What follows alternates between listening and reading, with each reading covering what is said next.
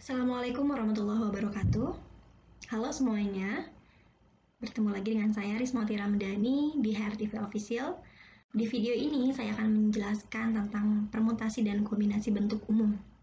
Nah, materi ini adalah lanjutan dari materi permutasi dan kombinasi yang sudah saya share di video sebelumnya. Sebelum saya membahas materi tentang permutasi dan kombinasi bentuk umum, saya akan mereview materi permutasi dan kombinasi yang sudah saya share di video sebelumnya. Dan akan diberikan penjelasan kembali apa bedanya permutasi dan kombinasi. Nah, sekarang saya mulai dari permutasi. Nah, konsep permutasi saya dapat ilustrasikan dalam cara pemilihan atau cara penempatan bola yang warnanya beda semua ke dalam kotak gitu. Jadi saya di sini memberikan contoh, saya memiliki bola 6 buah bola yang warnanya berbeda semua dan saya punya 3 buah kotak. Dan saya akan menempatkan 3 buah bola ke dalam 3 kotak ini. Pertanyaannya, berapa banyak cara untuk menempatkan bola-bola ini ke dalam kotak tersebut? Nah, banyaknya cara itu adalah kita gunakan dengan permutasi, ya, permutasi 3 dari 6. Nah, dapat dilihat di sini diilustrasikan di bagian paling bawah, di gambar paling bawah sebelah kiri. Nah, itu adalah merupakan salah satu kemungkinan ketika saya menempatkan bola-bola tersebut ke dalam kotak. Nah, di sini salah satu cara penempatannya adalah bola pertama atau kotak pertama diisi oleh bola berwarna merah, kotak kedua diisi oleh bola berwarna biru, dan kotak ketiga diisi oleh bola berwarna kuning. Nah, di ruas kanan dapat terlihat bahwa itu adalah penempatan yang berbeda dengan penempatan di ruas kiri. Di mana pada penempatan bola di ruas kanan, saya menempatkan bola biru di posisi pertama, di kotak pertama, bola merah di kotak kedua, dan bola kuning di kotak ketiga.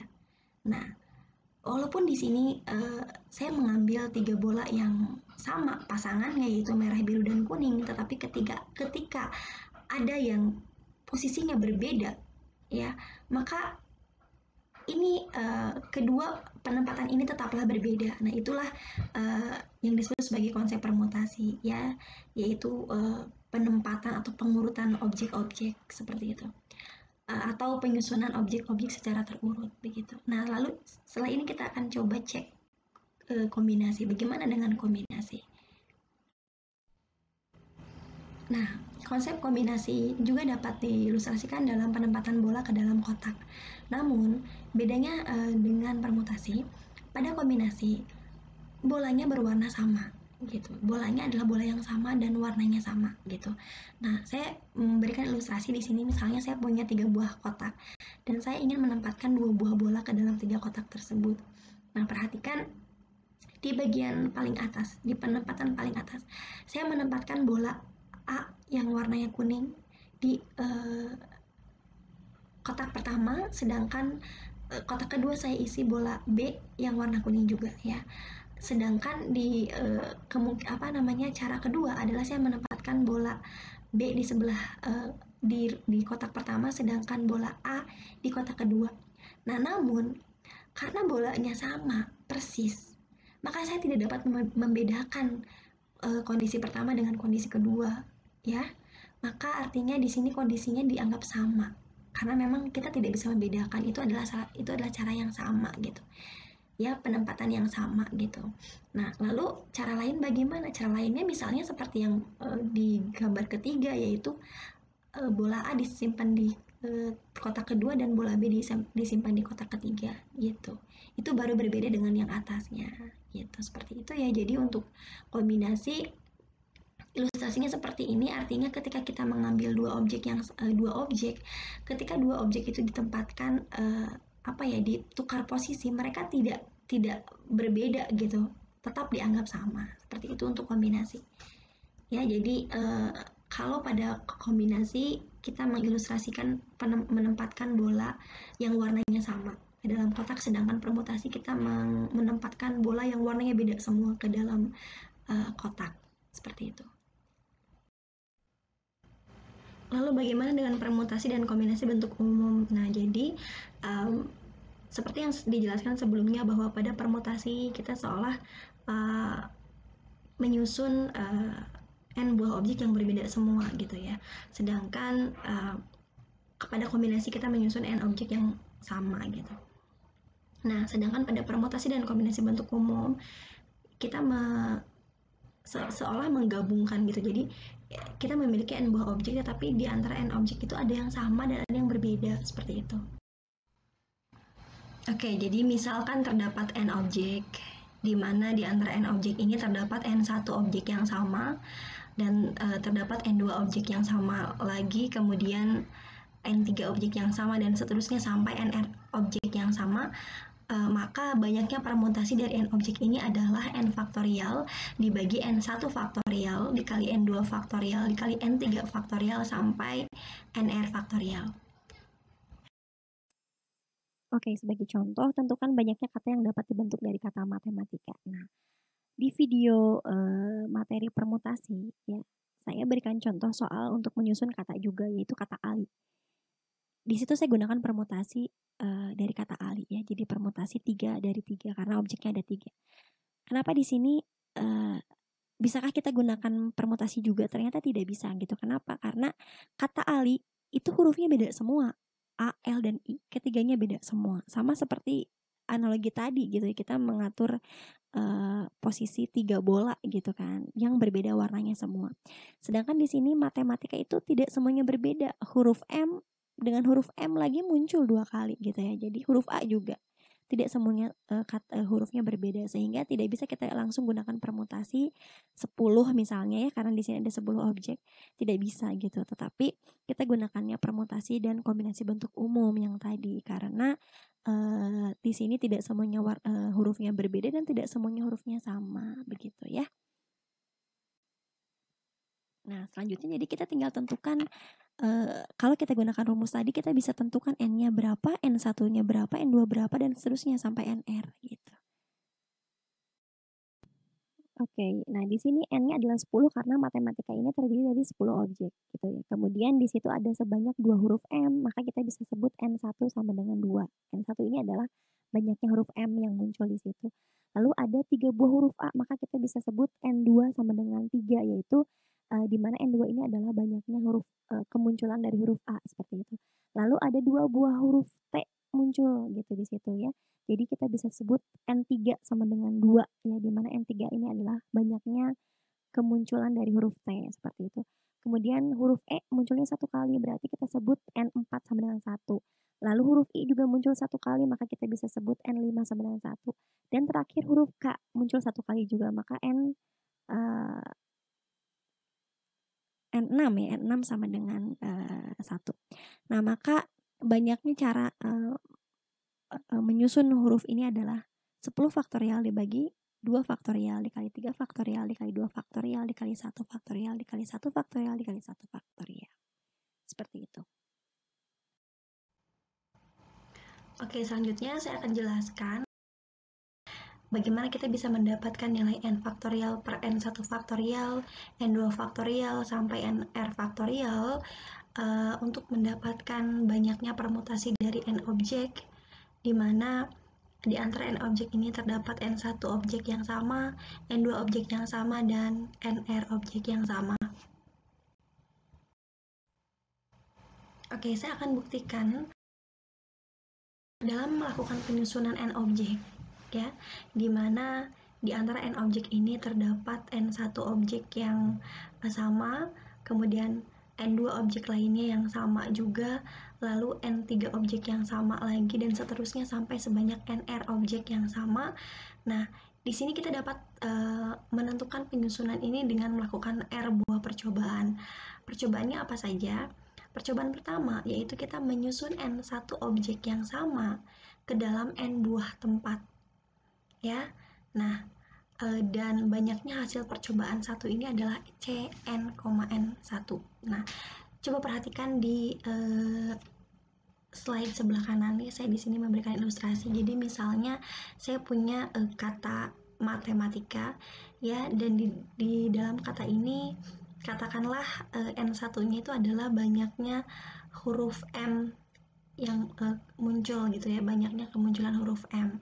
Nah, berarti pada percobaan pertama ini saya menyusun huruf M ke dalam 10 tempat gitu ya, karena di sini belum ada tempat yang terisi gitu.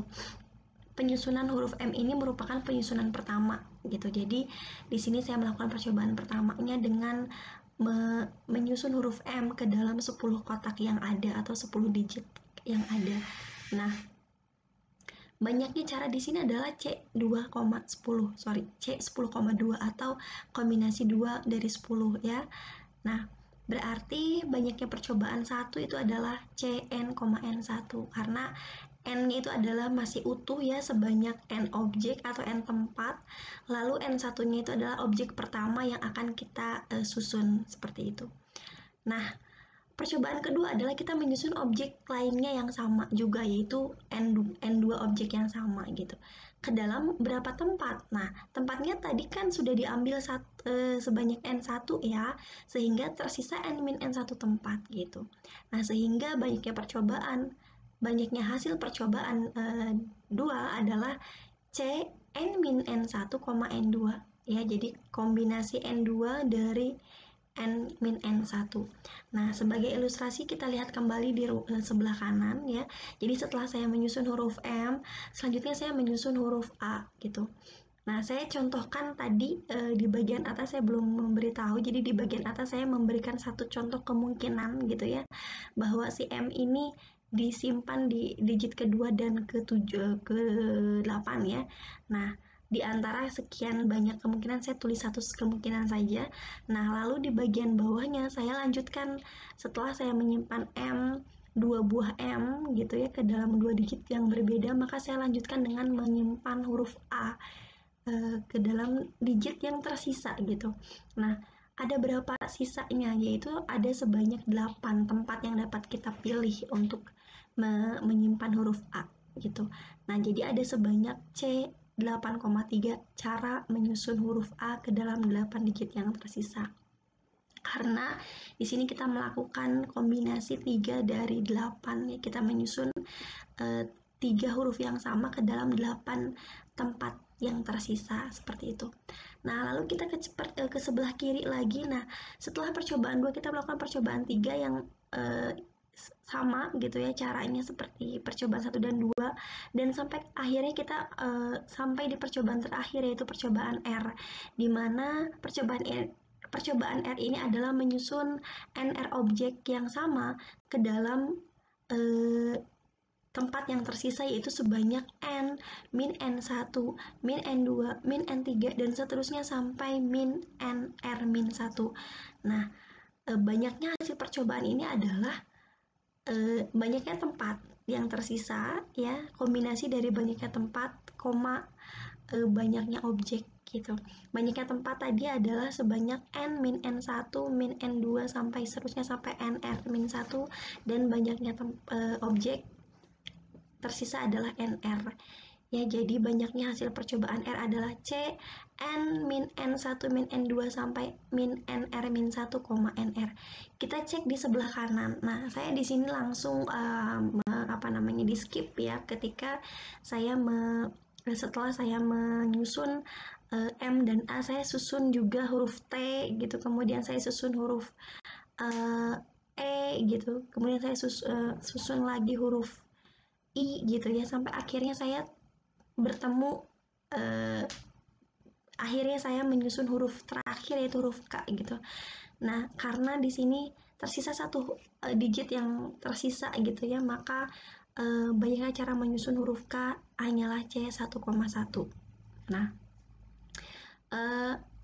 sebetulnya urutan ini juga bisa diubah ya. Jadi misalnya bagian pertama saya mau menyusun I dulu, boleh gitu. Jadi nanti C10,1 gitu. Karena huruf I hanya muncul satu kali di sini gitu.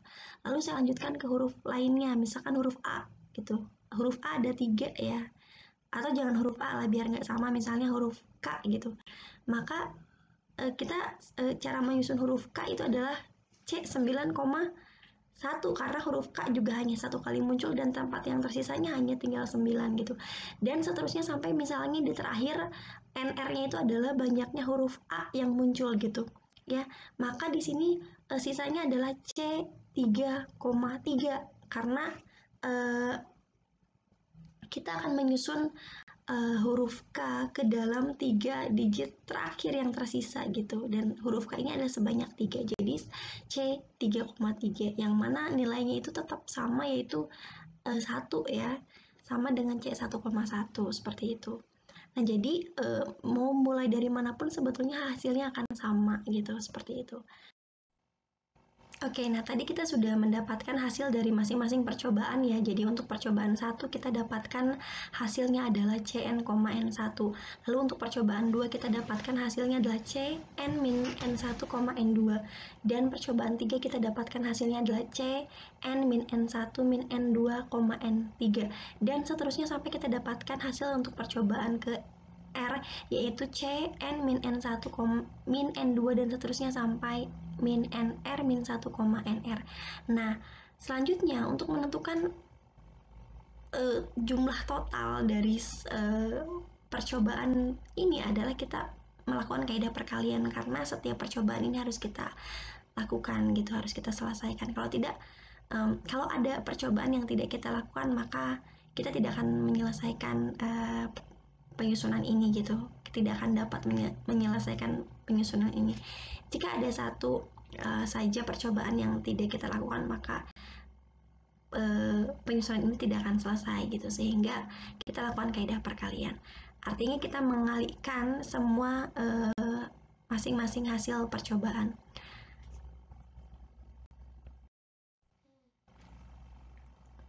Oke, maka hasilnya adalah Cn,N1 dikali Cn min N1, N2 dikali Cn min N1 min N2, N3 dikali dan seterusnya sampai Cn min N1 min N2, dan seterusnya sampai R min 1, NR. Nah, lalu kita substitusikan formula untuk menentukan Cn, R ya, yang kita sudah tahu dan saya sudah bahas di materi kombinasi, bahwa Cn, R adalah N faktorial dibagi R faktorial dikali N min R faktorial. Maka di sini kita tinggal substitusikan nilai N dan R sesuai dengan yang diperlukan di sini. Sehingga untuk Cn, N1 kita dapatkan nilainya adalah N faktorial dibagi N1 faktorial dikali N min N1 faktorial. Kemudian untuk Cn min N1, N2 kita dapatkan N min N1 faktorial dikali N2 faktorial dikali N min N1 min N2 faktorial. Lalu untuk Cn min N1 min N2, N3 adalah N min N1 min N2 faktorial dibagi N3 faktorial dikali N min N1 min N2 min N3 faktorial. Sampai kita selesai di bagian terakhir, yaitu Cn min N1 min N2 sampai Nr min 1, Nr. Nilainya adalah N min N1 min N2 sampai Nr min 1 faktorial dibagi Nr faktorial dikali N min N1 min N2, dan seterusnya sampai Nr min 1 min Nr faktorial. Oke, nah kita akan menyederhanakan bentuk ini dengan membagi bilangan-bilangan yang sesuai ya di sini. Nah, perhatikan bahwa di sini kita dapatkan di bagian pembilang ada N min N1 faktorial, juga di penyebut ada N min N1 faktorial, maka pembilang dapat dibagi oleh penyebut tersebut sehingga nilainya 1. Nah, begitu juga untuk yang N min N1 min N2 faktorial itu muncul di bagian pembilang maupun penyebut, maka dia pun dapat kita ganti dengan 1 ya, karena mereka saling membagi gitu. Dan ini akan berlanjut ya, sehingga kita juga dapat melihat di sini nanti N min N1 min N2 min N3 faktorial ini juga selain muncul di pembilang, dia akan muncul di penyebut gitu ya. Maka kita dapat ganti dia dengan angka 1 gitu ya, karena memang saling membagi. N min N1 min N2 min NR min 1 faktorial itu juga akan muncul sebetulnya kalau saya tulis secara rinci di bagian penyebut gitu, sehingga dia pun dapat terhapuskan gitu. Sehingga tersisa N faktorial dibagi N1 faktorial dikali N2 faktorial dikali N3 faktorial dikali NR faktorial dikali N min N1 min N2 dan seterusnya sampai NR min 1 min NR faktorial. Oke, selanjutnya saya akan tunjukkan bahwa N min N1 min N2 dan seterusnya sampai NR min 1 min NR sama dengan 0. Nah, nilai N min N1 min N2 sampai NR ini muncul di bagian penyebut di persamaan terakhir ya. Oke, nah saya akan buktikan bahwa nilai tersebut adalah 0 gitu. Nah, bagaimana cara menunjukkannya? Pertama, perhatikan bahwa N1 ditambah N2 ditambah N3 dan seterusnya sampai NR sama dengan N. Karena N1 ditambah N2 dan seterusnya itu adalah penjumlahan dari banyaknya objek ya. Sehingga banyaknya objek adalah N gitu. Sehingga penjumlahan dari N1, N2 dan seterusnya sampai NR adalah N. Nah, kemudian kita pindahkan ruas kiri ke kanan gitu ya. Sehingga nanti kita dapatkan N min N1 plus N2 dan seterusnya sampai NR itu sama dengan 0 gitu. Nah, kemudian kita keluarkan kurungnya gitu. Kita buka kurungnya sehingga nanti persamaan terakhir yang tadi saya sebutkan itu menjadi N min N1 min N2 dan seterusnya sampai min NR min 1 min NR sama dengan 0 gitu. Nah, dengan demikian N min N1 min N2 sampai NR faktorial itu sama dengan 0 faktorial yang bernilai 1 gitu. Sehingga kita dapat substitusikan ke persamaan yang di atas ya. Maka kita akan peroleh bahwa Cn, N1 dikali Cn min N1, N2 dan seterusnya sampai Cn min N1 min N2 sampai Nr min 1, Nr sama dengan N faktorial dibagi N1 faktorial dikali N2 faktorial dikali N3 faktorial dan seterusnya sampai Nr faktorial dikali 0 faktorial. Karena 0 faktorial bernilai 1, maka perkalian dari kombinasi ini adalah N faktorial dibagi N1 faktorial dikali N2 faktorial dikali N3 faktorial dan seterusnya sampai NR faktorial. Dengan demikian terbukti bahwa banyaknya permutasi dari N objek, di mana di antara N objek ini terdapat N1 objek yang sama, N2 objek yang sama, N3 objek yang sama dan seterusnya sampai NR objek yang sama adalah N faktorial dibagi N1 faktorial dikali N2 faktorial dan seterusnya sampai NR faktorial. Oke, sekarang saya akan berikan lagi contoh soal yang berkaitan dengan permutasi dan kombinasi bentuk umum. Di sini terdapat 12 buah lampu berwarna, namun di sini warnanya tidak semuanya sama dan tidak semuanya berbeda. Di antara 12 lampu ini terdapat 4 lampu berwarna merah, 3 lampu berwarna putih, dan 5 lampu berwarna biru. Ke-12 lampu ini akan dipasang pada 18 buah soket dalam sebuah baris. Nah, karena banyaknya lampu ada 12 dan banyaknya soket adalah 18, maka akan terdapat 6 buah soket yang tidak terisi oleh lampu. Dan ke-6 buah soket ini memang akan dibiarkan kosong. Nah, pertanyaannya adalah berapa jumlah cara pengaturan lampu? Oke, sekarang kita tinggal menentukan berapakah nilai N, kemudian berapakah nilai N1, N2, dan seterusnya. Nah, perhatikan untuk menentukan nilai N, di sini kita pertimbangkan apakah N-nya 12 atau 18 ya. Nah, jika kita memilih N-nya adalah 12, maka kita menganggap bahwa 6 buah soket ini tidak bisa kita atur posisinya. Padahal ke-6 soket yang kosong ini pun kita dapat mengatur gitu. Kita bisa mengatur kosongnya mau di mana gitu, mau di posisi yang mana gitu kan. Sehingga kita tidak dapat mengabaikan ke-6 buah soket ini gitu. Sehingga ke-6 buah soket ini masih dapat dianggap sebagai objek yang dapat kita atur susunannya seperti itu. Sehingga jumlah objek secara keseluruhan adalah merepresentasikan banyaknya soket gitu. Sehingga N-nya sama dengan 18. Nah, kemudian N1 dapat menotasikan banyaknya soket yang diisi oleh lampu berwarna merah, sehingga N1 sama dengan 4. Kemudian N2 dapat merepresentasikan banyaknya soket yang akan terisi oleh lampu berwarna putih sehingga nilai N2 sama dengan 3. N3 dapat menotasikan banyaknya soket yang terisi oleh lampu berwarna biru sehingga N3 sama dengan 5. Dan yang terakhir N4 dapat menotasikan banyaknya soket yang dibiarkan kosong sehingga N4 sama dengan 6. Nah, selanjutnya kita dapat mensubstitusikan formula atau rumus yang diberikan pada bagian sebelumnya, yaitu terdapat N faktorial dibagi N1 faktorial dikali N2 faktorial dikali N3 faktorial dikali N4 faktorial jumlah cara mengatur lampu. Sehingga banyaknya cara mengatur lampu adalah 18 faktorial dibagi 4 faktorial dikali 3 faktorial dikali 5 faktorial dikali 6 faktorial yang dapat kita sederhanakan dan dapat kita hitung yang sama dengan 514.594.080 sehingga terdapat 514.594.080 cara untuk mengatur lampu tersebut. Ya, itulah tadi penjelasan mengenai permutasi dan kombinasi bentuk umum yang merupakan perumuman dari konsep permutasi dan kombinasi yang sudah dijelaskan di video-video sebelumnya. Semoga video ini bermanfaat.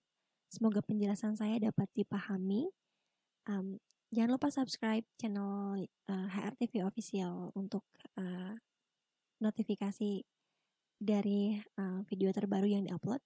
Kemudian share, like, dan komen. Ya, apabila ada pertanyaan atau ada yang ingin disampaikan, silakan ketik di kolom komentar. Oke, terima kasih atas segala perhatiannya. Wassalamualaikum warahmatullahi wabarakatuh.